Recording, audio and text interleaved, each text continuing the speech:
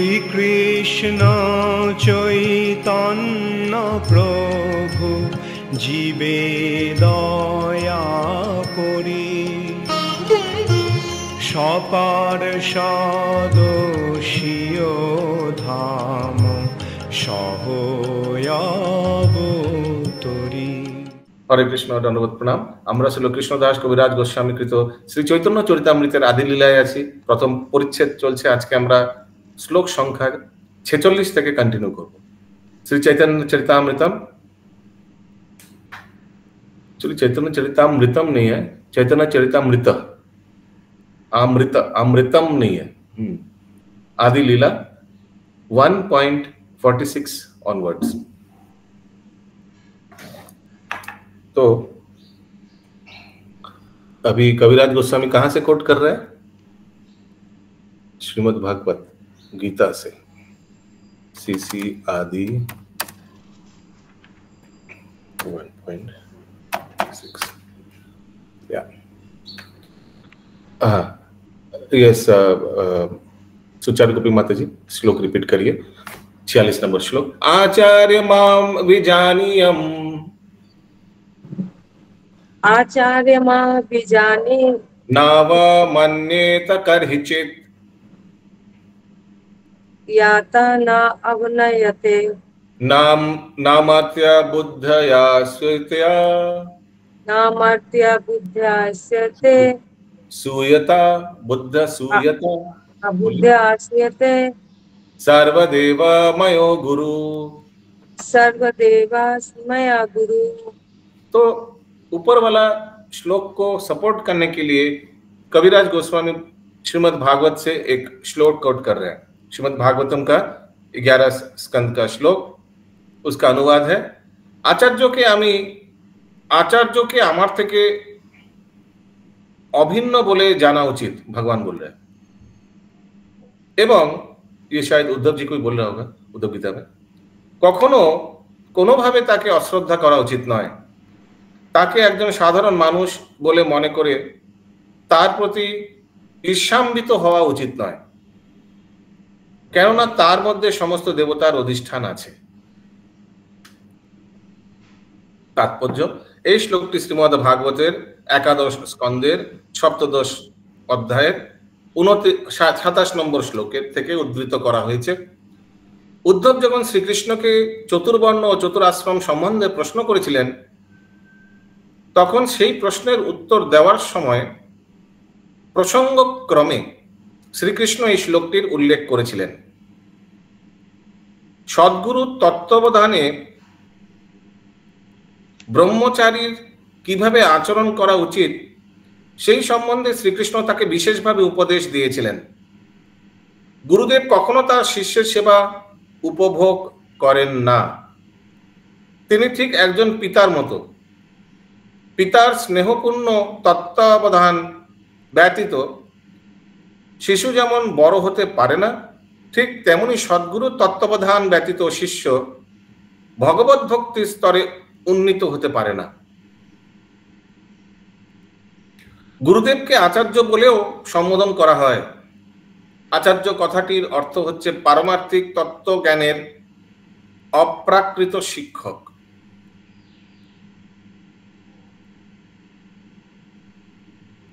মনু সংহিতায় 2:140 দ্বিতীয় অধ্যায়ের 140 নম্বর শ্লোকে আচার্যের কর্তব্য বিশ্লেষণ করে বলা হয়েছে যে তিনি শিষ্যের দায়িত্বভার গ্রহণ করে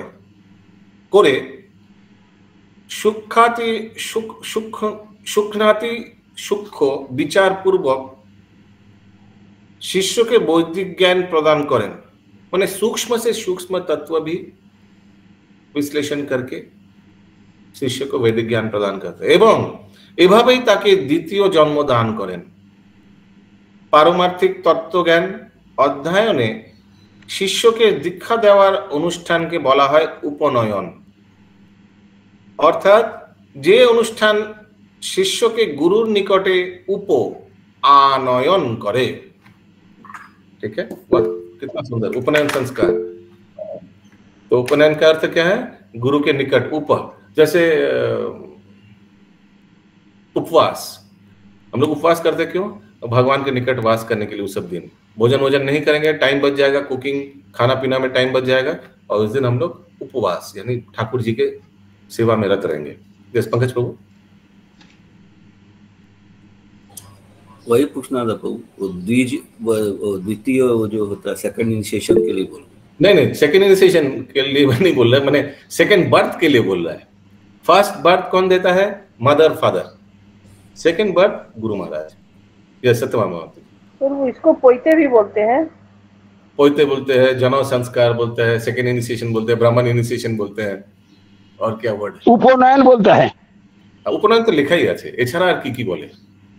प्रभु जी, उप मतलब साथ में, और नयन मतलब? उप मतलब निकट। हाँ, और नयन मतलब आनयन। आनयन माने आना, लाना, आनयन, निकट लाना। तो श्रील प्रभुपाद बता रहे हैं कि ये संस्कार के बाद शिष्य गुरु के निकट आ जाए। निकट माने ऐसा नहीं कि सामने आके बैठ जाता है, निकट माने मोर क्लोज, मोर संबंध स्थापित हो जाता है गुरु के संग, स्थापित हो जाते। Correct, very nice. Yes Pankaj Prabhu. का भी बोलते हैं जनेऊ और जनेऊ संस्कार, जनेऊ संस्कार भी बोलते। करेक्ट। कविता माता जी, आप हाथ नहीं उठाते क्यों आजकल? प्रभु जी उपनयन। यस करुणा माता जी। हरे कृष्ण प्रभु जी, दंडवत प्रणाम। प्रभु, ये उपनयन जो ब्राह्मणों में होता है, और but that spiritual उपनयन is different. जो second initiation is different than this जो usual ब्राह्मणों के घर में होता है, like they are not devotees but it's just the second वो होता। तो but दोनों तो एक जैसे नहीं है, दोनों both are not same। प्रभु जी उपनयन और दीक्षा का डिफरेंस क्या है? इस्कॉन ऑल्सो, अगर बंगाली में कोई बोला कि आपका उपनयन संस्कार हुआ, गुरुदेव ने उपनयन संस्कार कराया, हाँ, बोल सकते। That means in ISKCON it is second initiation. Second initiation, okay. So it depends. प्रभु जी उपनयन और दीक्षा डिफरेंस क्या है? It depends, you know, where you are using the statement, उपनयन, where you are using this phrase. It depends on that. Yes, Kalindi सुविलासिनी माता जी। प्रभु, English में उपनीति लिखा है, तो ये हिंदी में भी बोल सकते हैं उपनीति? उपनीति उपनीति लिखा हुआ प्रभु जी। उपनीति, ओके। यस बंकी प्रभु বলুন কি বলছেন? আমি বলছি উপনয়ন আর দীক্ষা ডিফারেন্স কি হলো? উপনয়ন আর দীক্ষা, আমি তো ওটাই এতক্ষণ কি বোঝালাম ওনাকে। পরিপ্রেক্ষিত ডিপেন্ড করে on where situation, where you are using the term. যদি জড়জগতে ইউজ করেন, জড়জগতে উপনয়ন সংস্কার মানে, একটু মিউট করুন, পেছন থেকে আওয়াজ আসছে, ব্যাকগ্রাউন্ড আওয়াজ। জড়জগতে উপনয়ন সংস্কার মানে কি? আরে ব্রাহ্মণের ঘরে চ্যাটার্জি ব্যানার্জি পরিবারে জন্মগ্রহণ করেছে, 9 বছর 11 বছর বয়সে শিশুর উপনয়ন সংস্কার হবে, ওকে একটা ঘরে রাখা হবে, বন্ধ করে রাখা হবে। জানেন তো এগুলো সব ব্রাহ্মণ পরিবারে এগুলো করা হয়। ওকে পৈতে দেওয়া হবে, সবাইকে ডেকে খুব ভালো করে ভোজন খাওয়ানো হবে, এইগুলো হচ্ছে উপনয়ন সংস্কার, মানে সামাজিক। আর পরবর্তীকালে সে পৈতে পড়বে কিনা করবে ভগবান জানে। আমি কত ব্রাহ্মণের কোমরে পৈতে বেঁধে রাখি, জানেন, কোমরের মধ্যে পৈতে বেঁধে রাখি, ঠিক বলছি না? তো ওইটা হচ্ছে জড়জাগতিক উপনয়ন সংস্কার। না, ইসকনে উপনয়ন সংস্কার তো একদম পুরো শাস্ত্র অনুযায়ী যেভাবে ব্রাহ্মণ ইনিশিয়েশন হয় সেভাবে, সেটা ডিপেন্ড করে না সে ব্যক্তি ব্রাহ্মণ পরিবারে জন্মগ্রহণ করেছে কিনা, দ্যাট ডাজন্ট ম্যাটার। আর কিন্তু এই উপনয়ন শব্দটি আপনি এখানেও ইউজ করতে পারেন, that is no problem. You can also use that in ISKCON, upanayan sanskar. বাংলায় বলবেন সেকেন্ড ইনিশিয়েশন, উপনয়ন সংস্কারই তো বলা হবে ওটাকে, ব্রাহ্মণ দীক্ষাও বলা হবে, কিন্তু উপনয়ন সংস্কার বলা ওটাকে নেগেটিভ না, মানে it's not wrong to call that as upanayan sanskar. এখানে যেমন বলা হয়েছে, উপনয়ন শব্দটির অর্থ হচ্ছে উপ মানে নিকট, আর আনয়ন মানে আনা, মানে গুরুদেবের নিকট, মানে সম্পর্ক, যেমন মাতাজি বলছিলেন সম্পর্ক স্থাপন হয়, ভালো গাঢ় সম্পর্ক স্থাপন। ওই জন্য দেখবেন যেমন গুরু মহারাজা যখন উপনয়ন সংস্কার দেয়, ওর আগে একটা মিটিং হয়, গুরু মহারাজের সঙ্গে শিষ্যের মিটিং। কারণ কি, অনেকে তো হয়তো জীবনে গুরু মহারাজের কখনো সামনে কথাই বলেনি, সেকেন্ড ইনিশিয়েশন নিতে চলে গেছে।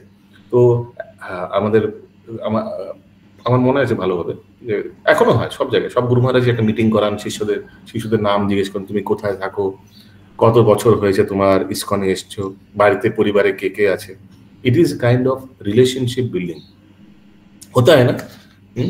इनफैक्ट हरिनाम के समय भी होता है। So it is important to build a relationship between spiritual master and his disciple. Okay. যে গুরুর সন্নিকটে আসতে পারে না সে যজ্ঞোপবীত প্রাপ্ত হওয়ার যোগ্য নয়, তাই সে শূদ্র। ঠিক আছে, যে গুরু সन्निकटे আসতে পারে না মানে इसका मतलब क्या, जो सामने नहीं आ सकता है? नहीं, इसका मतलब है जो गुरु का आदेश पालन नहीं कर सकता है, যে গুরুর দেওয়া শিক্ষা গ্রহণ করে না, পালন করে না, তার এই যজ্ঞোপবীত পাওয়ার কোনো অধিকার নেই। যজ্ঞোপবীত মানে পৈতে। ব্রাহ্মণ, ক্ষত্রিয় অথবা বৈশ্যের শরীরে যজ্ঞোপবীত গুরুর কাছে দীক্ষা গ্রহণের প্রতীক। তা যদি কেবল উচ্চ বংশে জন্মগ্রহণ করার জন্য ধারণ করা হয়ে থাকে তাহলে তার কোনো মূল্য নেই। সদ্গুরুর কর্তব্য হচ্ছে শিষ্যকে উপনয়ন অনুষ্ঠানে মাধ্যমে দীক্ষা দান করা এবং এই সংস্কার বা পবিত্রীকরণের অনুষ্ঠান সম্পন্ন হলে গুরুদেব শিষ্যকে বৈদিক তত্ত্বজ্ঞান সম্বন্ধে শিক্ষা দিতে শুরু করেন। Okay, this is the start of spiritual study. ये उपनयन संस्कार के बाद गुरुदेव वो शिष्य को माने एडुकेशन देगा, वैदिक एडुकेशन। मैं 3-4 महीने आगे एक भौतिक उपनयन अटेंड किया। क्या हुआ? आपका वीडियो ऑफ है। मेरा वीडियो ऑफ है अभी? यस, अब वीडियो ऑफ नहीं है। हम तो देख पा रहे हैं, दिख तो रहे हैं, वीडियो तो ऑन है। सविशेषवादी जो लोग हैं उन लोग को दिखाई दे रहा है। चश्मा नहीं लगाया। अरे देख पा रहे हैं प्रभु। चश्मा नहीं लगाया। इधर भी भौतिक आध्यात्मिक चल रहा है प्रभु जी, आपका वीडियो भौतिक आध्यात्मिक चल रहा है। ओके, तो कुछ दिन आगे मैंने एक भौतिक एक उपनयन संस्कार अटेंड किया। मेरा एक्चुअली मेरा अपना सिस्टर का दोनों लड़का का पोईते हुआ था। तो उसमें कुछ नहीं, वो पंडित, वो एक मठ है, नाम नहीं बता, वो नाम नहीं लेंगे, डनलप में बहुत फेमस मठ है। तो वो मठ में इन लोग सब नॉनवेज सब खाता है, कुछ ऐसे कुछ क्राइटेरिया नहीं है। उस दिन से बोला था तुम लोग खाना मत, तो दोनों लड़का खाया नहीं कुछ। 10-12 बजे उधर गया, बैठा, कुछ यज्ञ अनुष्ठान हुआ, जनेऊ दे दिया एक पंडित जी, ठीक है, फिर जनेऊ दे दिया और क्या, और बस और कुछ नहीं। और क्या, वो यज्ञ को परिक्रमा किया, आधा 1 घंटे का अनुष्ठान था, चला गया, बस यही हो गया उपनयन संस्कार। कोई क्राइटेरिया नहीं, कोई क्वालिफिकेशन, कुछ नथिंग आस्क्ड। इनफैक्ट जो पंडित जी करा रहे हैं वो उनका खुद का चांद नहीं हो रहा, नहीं भगवान जाने, ऐसा ये उपनयन संस्कार। और होलसेल में मैं देखा, इतना बड़ा हॉल था, हॉल कितना बड़ा मैं क्या बताऊं, माने बहुत बड़ा हॉल है, वो मंदिर है, राधा कृष्ण का मंदिर है। और ये सब चैटर्जी बैनर्जी सब जितना ब्राह्मण परिवार सब आया, और कम से कम 50 लोगों का, बच्चे लोगों का, माने यूजुअली 9 साल और 11 साल ये में उपनयन संस्कार होता है बंगाल में 9 इयर्स एंड 11 इयर्स। पूरा हॉल भरा हुआ था, सब ऐसे यंग बच्चे लोगों का, सबका एकदम पोईते हो गया होलसेल में। नो क्वालिफिकेशंस आस्क्ड, नथिंग, ठीक है। तो मैंने ये देखा, बाप रे बाप कितना लोग खाते हैं। यस, बोलिए कविता, कालिंदी सुविलासिनी। प्रभु जी यहाँ पे लिखा है कि मतलब संस्कार के बाद ही he begins to teach the disciple about the Vedas। प्रश्न क्या है, प्रश्न क्या है आपका? हम तो पहले से ही ले रहे हैं ना, ये यहाँ पे लिखा है कि it starts after giving him the हाँ, तो क्या मैंने क्या what do you want to say? मतलब उससे पहले नहीं, मतलब after no. This is as per scriptures, this is the rule। तो दीक्षा देने के that is the start of spiritual study, उपनयन संस्कार, ठीक है। अभी इस्कॉन में मॉडिफाई हो गया। इस्कॉन में शिक्षा गुरु है, शिक्षा गुरु आगे से शिक्षा दे देता है व्यक्ति को। उपनयन संस्कार दीक्षा, ब्राह्मण दीक्षा के लिए पहले हरिनाम दीक्षा लेना पड़ता है ना। Don't match it exactly with ISKCON. ISKCON modify होकर किया है because as per time, place and circumstances. तो प्रभुपाद जी यहाँ बोल रहे हैं कि हाँ गायत्री माता जी म्यूट कर दीजिए। गुरुदेव शिष्य के वैदिक तत्वज्ञान संबंधी शिक्षा देते शुरू करें। सो शास्त्र में बोल रहे हैं कि उपनयन संस्कार के बाद ही गुरु के निकट आ जाता है शिष्य और फिर शास्त्र का तत्व देना शुरू करते हैं गुरुदेव। ओके, उसके बाद माने उपनयन संस्कार is the beginning of spiritual education for the child. शूद्र कुलोद्भूत मानुषो सद्गुरुर काछे दीक्षित होवार फले ब्राह्मणत्व लाभ करते पारे। ठीक है, कोई अगर शूद्र कुल में भी जन्म लिया वो भी ब्राह्मण बन सकता है, कारण उपयुक्त शिष्य के ब्राह्मणत्व दान करार अधिकार सद्गुरु रयेछे। वायु पुराणे वर्णना करा हयेछे जे आचार्य हच्छेन तिनि जिनि समस्त वैदिक शास्त्रेर तात्पर्य सम्बन्धे अवगत, जिनि वेदेर उद्देश्य विश्लेषण करते पारेन, जिनि समस्त विधिनिषेध पालन करेन एवं शिष्यके से अनुसारे आचरण करते शिक्षा दें। आ सकता है काउद में ना, वायु पुराण में आचार्य के बारे में क्या क्या क्वालिफिकेशन दिया हुआ है। अहैतुकी करुणार प्रभावी केवल परमेश्वर भगवान गुरु रूपे निजेके प्रकाश करें, ताई आचार्येर आचरणे भगवानेर प्रति अप्राकृत प्रेम भक्ति व्यतीत अन्य कोनो कार्यकलाप देखा जाए ना। तिनि हच्छेन सेवक भगवान।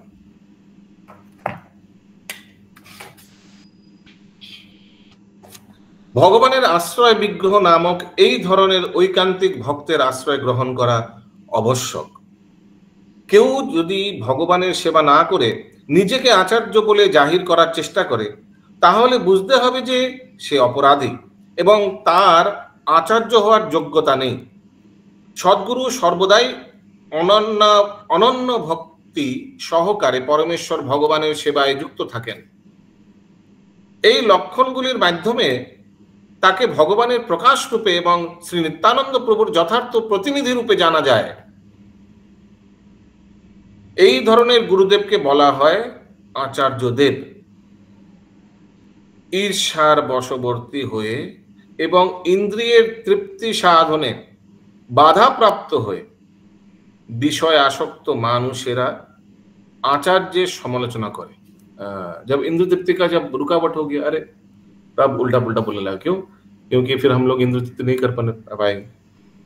किंतु प्रकृत पक्षे যথার্থ आचार्य परमेश्वर भगवान থেকে অভিন্ন এবং তাই এই ধরনের আচার্যকে ঈর্ষা করা মানে স্বয়ং ভগবানকে ঈর্ষা করা।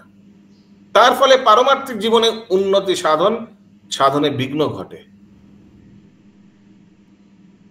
পূর্বেই উল্লেখ করা হয়েছে যে শিষ্যের কর্তব্য হচ্ছে আচার্যকে শ্রীকৃষ্ণের প্রকাশ বলে জেনে সর্বদা তার প্রতি শ্রদ্ধাশীল হওয়া। কিন্তু সেই সঙ্গে এটিও সর্বদা মনে রাখা উচিত যে গুরু বা আচার্য কখনো শ্রীকৃষ্ণের লীলাবিলাসের অনুকরণ করে না।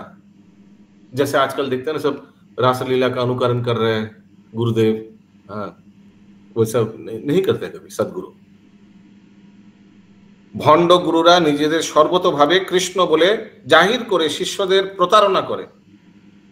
কিন্তু এই ধরনের নির্বিশেষবাদীরা কেবল তাদের শিষ্যকে বিপথে পরিচালিত করতে পারে, কেননা চরমে তাদের লক্ষ্য হচ্ছে ভগবানের সঙ্গে এক হয়ে যাওয়া।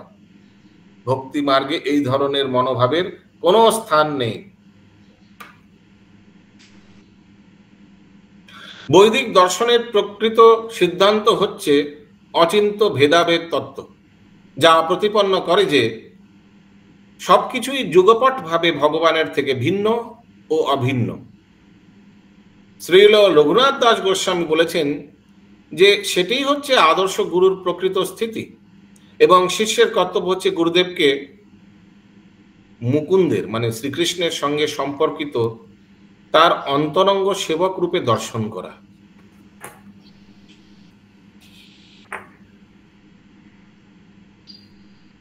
श्रील जीव गोस्वामी तार भक्ति संदर्भे मेरे पास बुक है, गौरी मठ में 2 ही बुक मिल रहा है, एक भक्ति संदर्भ, एक प्रेम संदर्भ, बाकी 4 नहीं है। 213 নম্বর পৃষ্ঠায় বা শ্লোকে বলেছেন, স্পষ্টভাবে বিশ্লেষণ করেছেন জীব গোস্বামী, শুদ্ধ ভক্ত যে গুরুদেব ও মহাদেবকে পরমেশ্বর ভগবান থেকে অভিন্ন রূপে দর্শন করেন, তার কারণ হচ্ছে তারা ভগবানের অতি প্রিয়। কিন্তু এমন নয় যে তারা ये भक्ति संदर्भ ग्रंथ में श्रील जीव गोस्वामी बताया है, शुद्ध भक्त जे गुरुदेव के माने इसमें लिखा है कि शुद्ध भक्त जे गुरुदेव ओ महादेव परमेश्वर भगवान থেকে অভিন্ন রূপে দর্শন করেন। ওকে, শুদ্ধ ভক্ত যে গুরুদেব ও মহাদেবকে পরমেশ্বর ভগবান থেকে অভিন্ন রূপে দর্শন করেন। ओके, सो गुरुदेव और महादेव, महादेव माने कौन है? शिव जी, वैष्णव नाम यथा शंभु, तो उनको भगवान से अभिन्न सोचता है, माने गुरुदेव भगवान जैसा ही है और शुद्ध वैष्णव परम वैष्णव महादेव भी भगवत तुल्य ही है। ओके, ये लिखा है संदर्भ में। पंकज प्रभु आगे লেখা ছিল তার কারণ হচ্ছে তারা ভগবানের অতি প্রিয়। ठीक है, कि शुद्ध भक्त भगवान का अति प्रिय है उसीलिए। किंतु एमन नय जे तारा सर्वतोभावे भगवानेर संगे एक, हाँ, एक नहीं समझता है। भगवान जैसा उनको सम्मान करेगा, लेकिन कभी नहीं सोचेगा कि गुरुदेव भगवान जैसा है, शिव जी भगवान जैसा है, कभी नहीं।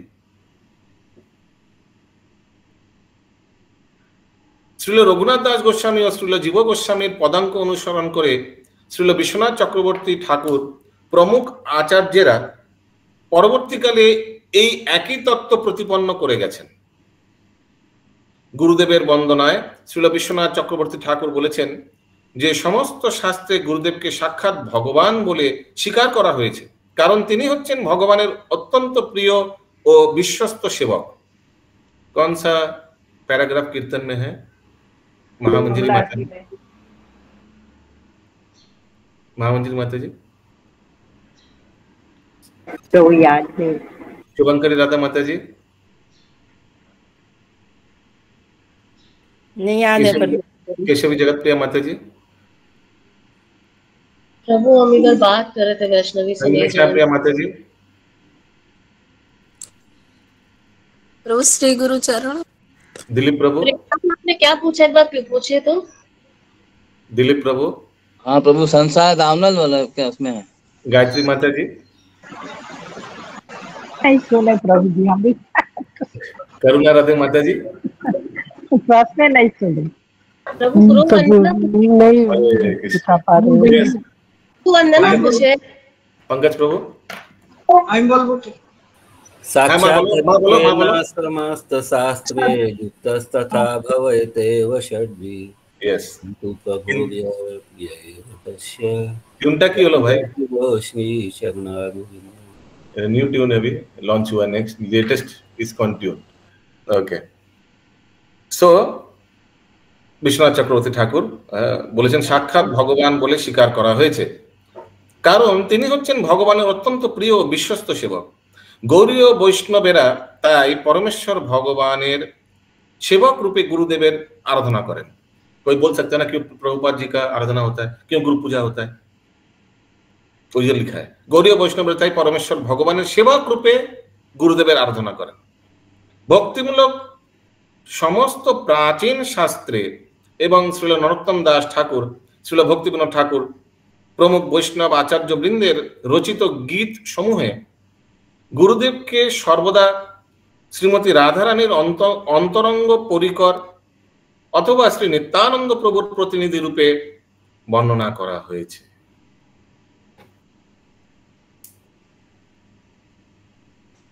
এখানে রহিল গ্রন্থ অমৃত লহরী, বদন ভরিয়া সবে বল হরি হরি।